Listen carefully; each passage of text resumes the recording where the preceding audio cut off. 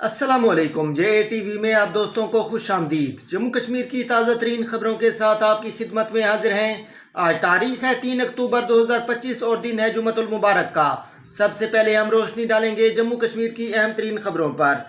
मगरबी हवाएं 4 अक्टूबर को दाखिल होंगी।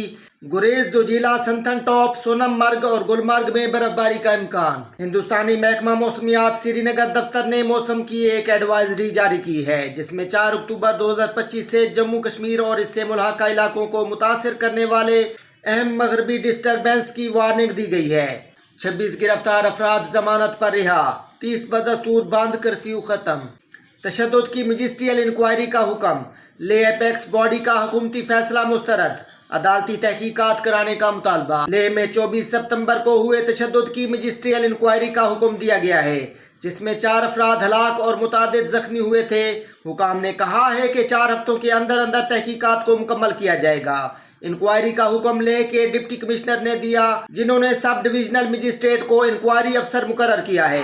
जी हाँ दोस्तों, केंद्र सरकार के लाखों लाख केंद्रीय कर्मचारी 70 लाख पेंशन धारकों की सैलरी, पेंशन, एरियर, महंगाई भत्ते, लाइफ सर्टिफिकेट, 8वें केंद्रीय वेतन आयोग और 18 महीने एरियर और एडिशनल पेंशन के साथ ही अन्य महत्वपूर्ण खबरें निकलकर सामने आ चुकी है। सभी केंद्रीय कर्मचारी पेंशन धारकों के लिए अक्टूबर का महीना काफी महत्वपूर्ण है। अक्टूबर के महीने में केंद्र सरकार की ओर से बड़ी अपडेट निकलकर सामने आ रही है। केंद्रीय कर्मचारी पेंशन धारकों की अक्टूबर महीने की सैलरी, पेंशन के भुगतान को लेकर भी बड़ी खुशखबरी आई है।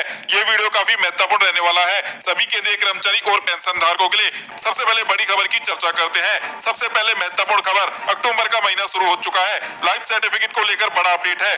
अक्टूबर का महीना शुरू हो चुका है। पेंशनर के लिए अब लाइफ सर्टिफिकेट सबमिट करना बहुत जरूरी है। अगर समय से लाइफ सर्टिफिकेट जमा नहीं किया तो पेंशन भी बंद हो जाएगी। लाइफ सर्टिफिकेट जमा करने के 3 आसान तरीके कौन से हैं? डिजिटल लाइफ सर्टिफिकेट, स्पर्श पोर्टल या जीवन प्रमाण ऐप से बायोमेट्रिक के जरिए आप लाइफ सर्टिफिकेट भर सकते हैं। स्पर्श पोर्टल मैनुअल तरीका, फॉर्म डाउनलोड करें, अधिकारी के साइन कराएं, स्कैन करें और वापस से अपलोड कर दें, आपका जीवन प्रमाण पत्र सबमिट हो जाएगा। जीवन प्रमाण ऐप घर बैठे मोबाइल से केवल 2 मिनट में सबमिट किया जा सकता है। जीवन प्रमाण ऐप का उपयोग करके जिनकी ड्यू डेट अक्टूबर में है वे तुरंत सबमिट कर दे, और जिनकी ड्यू डेट अभी नवंबर में दिखा रहा है वे चाहे तो अभी भी जमा कर सकते हैं, ताकि बाद में भीड़ भाड़ से बचा जा सके, सर्वर डाउन जैसी समस्याओं से बचा जा सके। तो लाइफ सर्टिफिकेट सभी पेंशन धारक अभी से ही जमा कर सकते हैं। चलिए दोस्तों, अगली बड़ी इंफॉर्मेशन की चर्चा कर लेते हैं।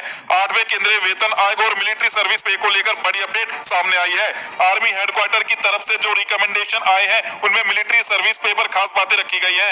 अभी तक एमएससीपी 3 कैटेगरी है, जवान और जेसीओ की, एमएनएस की और अधिकारी की, लेकिन नई सिफारिशों में 4 कैटेगरी बनाने की बात कही गई है। फिटमेंट फैक्टर भी अलग अलग किया गया है। जवानों के लिए 2.31, जेसीओ के लिए 3.46, एमएनएस के लिए 1.95, अधिकारियों के लिए 1.94, यानी जवानों को 12,000 रुपए, जेसीओ को 18,000 रुपए, एमएनएस को 21,000 रुपए और अधिकारियों को 36,000 रुपए मिलिट्री सर्विस पे देने का प्रस्ताव है। लेकिन सवाल यह बना हुआ है कि जब यह भत्ता सैनिक जीवन के जोखिम और कठिन परिस्थितियों के लिए दिया जाता है तो इसमें फर्क क्यों किया जाता है? युद्ध के मैदान में गोली यह देखकर नहीं गिरेगी कि सामने वाला जवान है, जेसीओ है, अधिकारी है या एमएनएस है। जोखिम सबके लिए बराबर होता है, इसलिए मिलिट्री सर्विस पे भी सबके लिए बराबर होनी चाहिए। यहाँ पर केंद्र सरकार के कर्मचारी पेंशन धारकों के लिए महत्वपूर्ण है कि एमएसपी सभी को समान रूप से भुगतान की जाए। 8वें वेतन आयोग के दौरान जो अभी भेदभाव है उस भेदभाव को समाप्त किया जाना चाहिए। 8वें केंद्रीय वेतन आयोग के दौरान 8वां वेतन आयोग लागू होगा तो एमएसपी भी सभी के लिए समान रूप से आनी चाहिए। चलिए दोस्तों, अगली बड़ी इंफॉर्मेशन की चर्चा कर लेते हैं। दोस्तों, कल का दिन केंद्रीय कर्मचारी पेंशनर्स के लिए काफी महत्वपूर्ण था। कल हुई केंद्रीय कैबिनेट की बैठक में केंद्रीय मंत्री अश्विनी वैष्णव ने बड़ा ऐलान किया, जिसके चलते कर्मचारी पेंशन धारकों को अब अक्टूबर महीने की सैलरी और पेंशन बढ़े हुए महंगाई भत्ते, महंगाई राहत 58% के साथ भुगतान करके दी जाएगी। अभी तक केवल कर्मचारी पेंशन धारकों को 58% के बजाय 55% का ही महंगाई भत्ते, महंगाई राहत का भुगतान किया जा रहा था, जबकि जुलाई से ही कर्मचारी पेंशन धारकों के लिए नया महंगाई भत्ता, महंगाई राहत 58% लागू हो चुका है। तो ऐसे में अक्टूबर महीने की सैलरी, पेंशन अब इस ऐलान के बाद आपको बढ़े हुए डीएडीआर 58% के साथ भुगतान करके दी जाएगी, और साथ ही साथ कर्मचारी पेंशन धारकों को जुलाई, अगस्त, सितंबर कुल मिलाकर 3 महीने का जो एरियर बनेगा वो दिवाली से पहले आपके खाते में पहुंचा दिया जाएगा। और एक और बड़ी खबर निकलकर सामने आई है अक्टूबर महीने की सैलरी और पेंशन भुगतान को लेकर। जी हाँ दोस्तों, केंद्र सरकार के लाखों केंद्रीय कर्मचारी 65 लाख से अधिक पेंशन धारकों के लिए अक्टूबर महीने की सैलरी, पेंशन का भुगतान 15 अक्टूबर से लेकर 18 अक्टूबर के मध्य में किया जा सकता है। कर्मचारी संगठन पेंशन धारक संगठनों की ओर से मांग पत्र सरकार को पहुंचाया जा चुका है, जिसमें मांग रखी गई है कि 20 अक्टूबर को दिवाली है, तो ऐसे में दिवाली के खर्चों को ध्यान में रखते हुए केंद्र सरकार को सभी केंद्रीय कर्मचारी 65 लाख से अधिक पेंशन धारकों के लिए एक सर्वमान्य आदेश जारी करना चाहिए, ताकि कर्मचारी पेंशन धारकों को दिवाली से पहले ही सैलरी पेंशन का भुगतान उनके खाते में देखने को मिले, ताकि वे दिवाली के खर्चों को सही ढंग से वहन कर पाए और दिवाली अच्छे से मना पाए। तो ऐसे में माना जा रहा है कि केंद्र सरकार जल्द ही सर्वमान्य आदेश जारी कर सकती है, जिसके बाद अक्टूबर महीने की सैलरी और पेंशन का भुगतान आपको 15 अक्टूबर से लेकर 18 अक्टूबर के मध्य में देखने को मिल सकता है। पिछले महीने लद्दाख को रियासत का दर्जा देने और आइन के 6ठे शेड्यूल के तहत तहफ़्फ़ुज़ात के मुतालबे पर मरकजी हुकूमत के साथ बातचीत को आगे बढ़ाने के लिए एपेक्स बॉडी लेह की तरफ से कश्मीर कभी रोशनी की किरण था, अब मुजरिम बन गया है। फासले बढ़ेंगे, मुफाहमत के इम्कानात कम हैं। महबूबा मुफ्ती। पीडीपी सदर महबूबा मुफ्ती ने जुमेरात को कहा है कि कश्मीर जिसे कभी महात्मा गांधी ने रोशनी की किरण के तौर पर बयान किया था, आज उसे मुजरिम की जगह के तौर पर देखा और बर्ताव किया जा रहा है। गांधी जयंती पर खिताब करते हुए महबूबा ने कहा है कि जम्मू कश्मीर के लोगों, उनके घरों, कारोबारों और यहाँ तक के सरकारी मुलाजमीन को भी मुजरिम और मुल्क दुश्मन करार दिया जा रहा है। उन्होंने ये भी निशानदेही की है कि हुकूमत ने कश्मीर में स्कूलों, ट्रस्टों और दीगर इदारों को मुंसलिक किया है। महबूबा ने कहा है, आपने उस जगह के लिए क्या किया है? सब कुछ लोगों, घरों और इदारों को मुजरिम बनाया जा रहा है। सियाहत की बहाली के आसार। कश्मीर में सियाहों की आमद शुरू।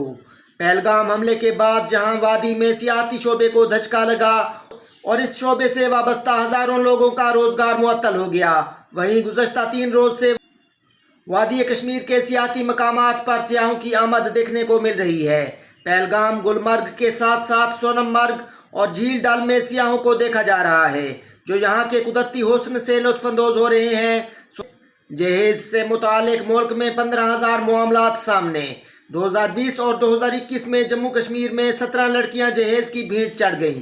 जहेज से मुतालिक जुराइम के तहत दर्ज मामलों में 2023 में 14% का इजाफा दर्ज किया गया है।